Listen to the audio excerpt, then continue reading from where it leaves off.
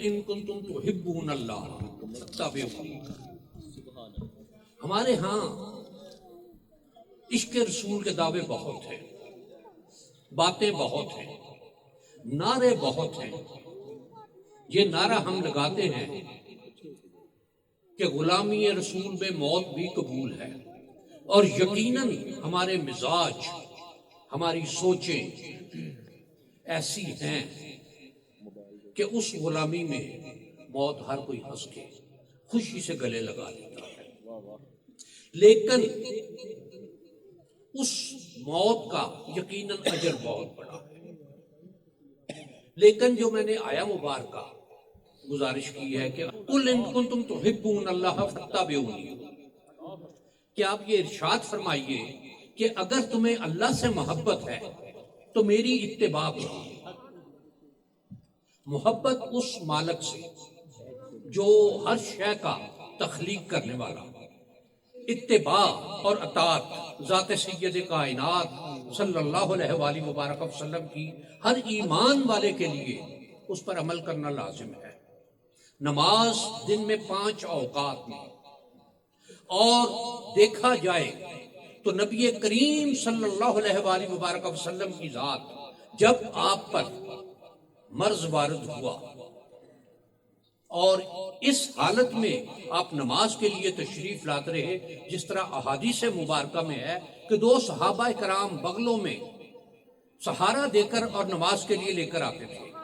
کیا ہم ہر طرح سے پرفیکٹ ہوتے ہوئے ہمیں شرم آتی ہے، ہمیں حیا آتی ہے کہ اس اللہ کی بارگاہ میں سبحان ربی العظیم جھک کے کہیں، اپنی پیشانی زمین پر ٹکا کر سبحان ربی الاعلیٰ کہیں؟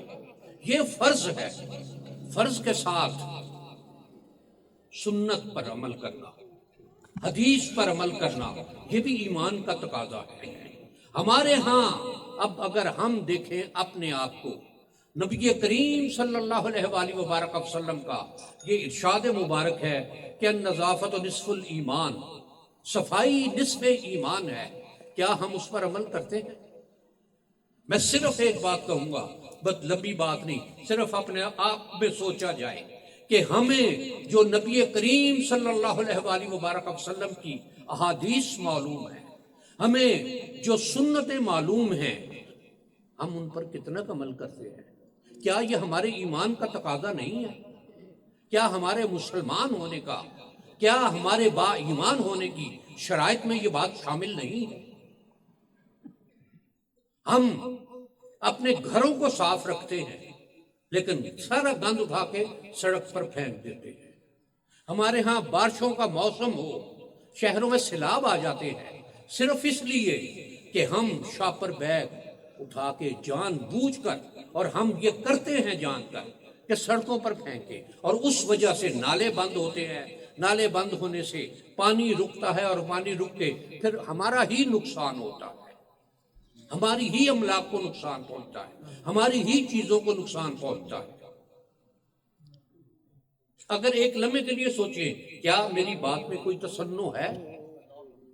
کیا میری بات کسی حوالے سے غلط ہے؟ اگر غلط ہے تو بتائیے مجھے، میں اپنی تصحیح کر لوں۔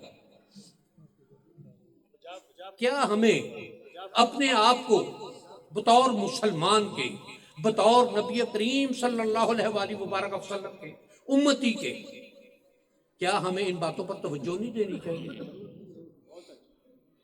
ایک اور جس میں یورپ بہت آگے ہے، نبی کریم صلی اللہ علیہ وآلہ وبارک وسلم کا ارشاد ہے سلام کو عام کرو، مسکراہٹ کو ایک صدقہ قرار دیا۔ کیا ہمارے ہاں سلام کرنا کسی انجان کو ایک بہت بڑے بوجھ کی بات نہیں ہے؟ کیا مسکرا کر دیکھنا کسی کی طرف، کیا ہم اپنے آپ میں شرمندہ نہیں ہو جاتے کہ میں نے اس کو کیوں دیکھا مسکرا کر؟ اور اگر کوئی دیکھ لے تو کیا ہم اپنے آپ کو نہیں دیکھتے کہ میرے میں کوئی چیز تو نہیں لگی ہوئی ایسی جس کو یہ مذاق بنا رہا ہے؟ وہ لوگ جو نبی کریم صلی اللہ علیہ وآلہ وبارک وسلم پر ایمان نہیں رکھتے لیکن وہ ان کی سنتوں پر عمل کر رہے ہیں، وہ ان کے ارشادات پر عمل کر رہے ہیں۔ یورپ میں آج بھی، سویڈن میں یا اور ملکوں میں، عمر لا کہا جاتا ہے کہ حضرت عمر فاروق رضی اللہ تعالیٰ عنہ نے یہ چیزیں عام کی، یہ باتیں عام کی۔ کیا ہم کسی کا حق دینے میں بخیل نہیں ہیں؟ کیا ہم اپنے معاشرتی احوال پورے کرنے میں بخیل نہیں ہیں؟ کیا ہم اپنی ذات کو اپنے اللہ کی بارگاہ میں پیش کرنے میں بخیل نہیں ہیں؟ کیا ہم اپنی ذات کو رسول محترم صلی اللہ علیہ وآلہ وبارک وسلم کی بارگاہ میں پیش کرنے میں بخیل نہیں ہیں؟ آج میں ایک بات پیغام جو دینا چاہتا ہوں، آپ ایک اللہ کے درویش کی، اللہ کے بندے کی بارگاہ میں حاضر ہے، اس کی یاد منانے کے لیے، اس کا عرس منانے کے لیے، اور بات یہ ہو کہ یہاں سے جب اٹھ کے جائیں تو اپنی ذات میں یہ عہد لے کر جائیں کہ جس طرح سے ان اللہ کے دوستوں نے اپنی زندگیاں گزاری ہیں اس طرح سے ہم بھی اپنی زندگی گزاریں گے، ہم نمازوں کا اہتمام کریں گے، ہم اپنی زندگیوں کو اس سنت کے مطابق، ان احکامات کے مطابق بسر کرنے کی کوشش کریں گے جو نبی کریم صلی اللہ علیہ وآلہ وبارک وسلم نے ہمارے لیے متعین فرمائی ہے۔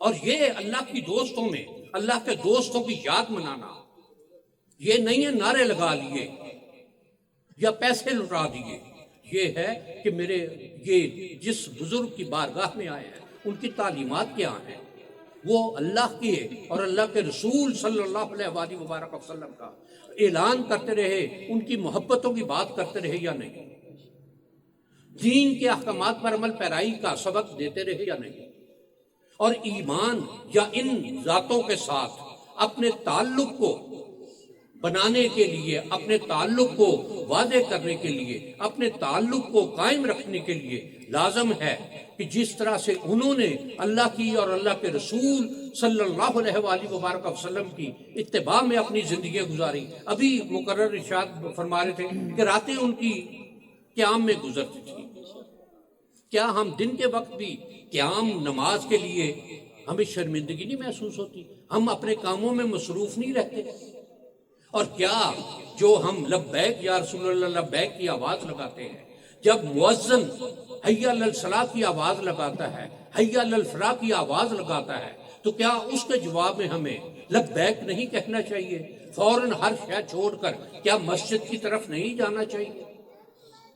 کیا اپنے اللہ کی بارگاہ میں جھک کر سبحان ربی العظیم کی صدائیں نہیں اس کی بارگاہ میں دینی چاہیے؟ کیا ہمیں پیشانی زمین پر ٹکا کر سبحان ربی الاعلیٰ کی صدائیں نہیں اس کی بارگاہ میں دینی چاہیے؟ اور یہ صدائیں، یہ ہمارا فرض، وہ اللہ وہ اتنا بڑا ہے کہ وہ ان کا محتاج نہیں ہے۔ اگر کسی وقت پوری کائنات میں سے کوئی ایک شخص بھی اس کی بارگاہ میں سجدہ ریز نہ ہو، کوئی ایک بھی سبحان ربی الاعلیٰ کہنے والا نہ ہو، تو وہ اتنی بڑی ذات ہے کہ اس کی عظمتوں پر کوئی فرق نہیں آئے گا۔ اور اگر کسی وقت بیک وقت پوری کائنات اس کی بارگاہ میں سجدہ ریز ہو جائے، سبحان ربی الاعلیٰ کی صدائیں لگائے، تو بھی اس کی عظمتوں پر فرق کوئی نہیں آئے گا کہ اس سے آگے عظمت ہی کوئی نہیں ہے۔ اس کی بارگاہ میں یہ صدائیں دینا یہ ہماری احتیاج ہے، یہ ہماری ضرورت ہے کہ ہم اس اتنے بڑے کے ساتھ اپنا تعلق واضح کریں، یہ بتائیں کہ ہمارا تعلق ہے اس سے، وہ ہمارا خدا ہے، وہ ہمارا الہ ہے، وہ ہمارا رب ہے، ہم اس کے بندے ہیں، ہم اس کے عباد ہیں، اور اس کے رسول صلی اللہ علیہ وآلہ وبارک وسلم کا کلمہ پڑھنے والے ہیں۔